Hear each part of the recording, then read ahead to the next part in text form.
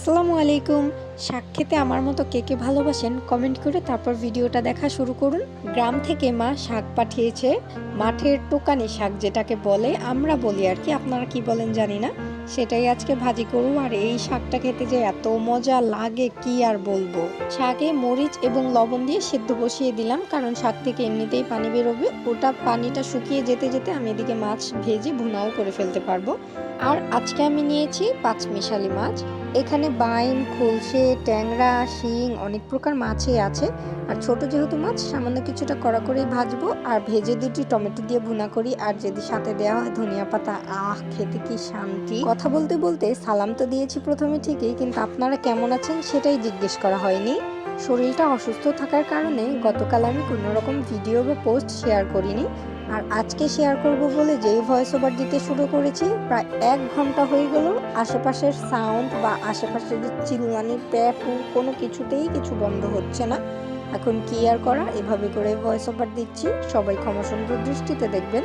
মাছটা আমি ভেজে নিয়েছি আর ওই তেলের মধ্যে কিছুটা পেঁয়াজ কুচি দিয়ে হলুদ গুঁড়ো, মরিচের গুঁড়ো আর সব ময় মশলা একসঙ্গে দিয়ে মশলাটা কষিয়ে নেব আমি এখন। মশলাটা কষানো হয়ে গেলে এরপরে আমি এখানে দিয়ে দিব টমেটো কুচি। যদিও এটাকে কুচি বলে না, এটাকে ফালি করে দেয়া বলে। আসলে গ্রামের সবকিছু কিন্তু মজাই আলাদা, আমরা সেটা শহরের মানুষ কিন্তু কোনোভাবেই সেই স্বাদটা পাই না। মশলা এবং টমেটোটা খুব ভালোভাবে কষিয়ে নিয়ে এরপরে যে ভাজা মাছগুলো রেখেছিলাম তুলে সেগুলো দিয়ে দিচ্ছি। এবার মাছের সঙ্গে 5 মিনিটের মতো আরেকটু কষিয়ে নিয়ে, প্রায় 5 মিনিট না, একটু কমই হবে। তারপরে পরিমাণ মতো পানি দিয়ে দিলাম। শাকের ভিতর থেকে অনেকটা পানি বের হয়েছে, এই জন্য মাছ ভাজার পাশাপাশি রান্নাটাও হয়ে যাচ্ছে। আমি আজকে ভুনাটা একটু ঝোল ঝোল রাখবো, এজন্য পানিটা আরেকটু শুকিয়ে তারপরে নামিয়ে নেব। চলেন, পানি শুকিয়ে গেলে নামিয়ে নেব, কোনো সমস্যা নেই। এদিকে আমার শাকের পানিও শুকিয়ে গেছে। এবার শাকটাকে ফোড়ন দিয়ে নেয়ার পালা বা বাগার দিয়ে নেয়ার পালা। এই জন্য প্রথমে তেলের মধ্যে আমি পেঁয়াজ কুচি আর রসুন কুচি দিয়ে দিলাম। শাকে কিন্তু বেশি করে তেল, পেঁয়াজ, রসুন দিলে কিন্তু বেশ মজা লাগে। তারপরে পেঁয়াজ মরিচ যখন এভাবে করে ব্রাউন কালার হয়ে যাবে, তারপরে আমি এটার মধ্যে শাকগুলোকে দিয়ে দেব। এই পাঁচমিশালি টোকানো শাক যে খায়নি এখন, সে যে কি মিস করেছে সেটা আমি বলে বোঝাতে পারবো না। আর ইদানিং কেন জানি না আমার শাকের প্রতি দুর্বলতা বেড়েই চলেছে। শাক খেতে খুবই মজা লাগে।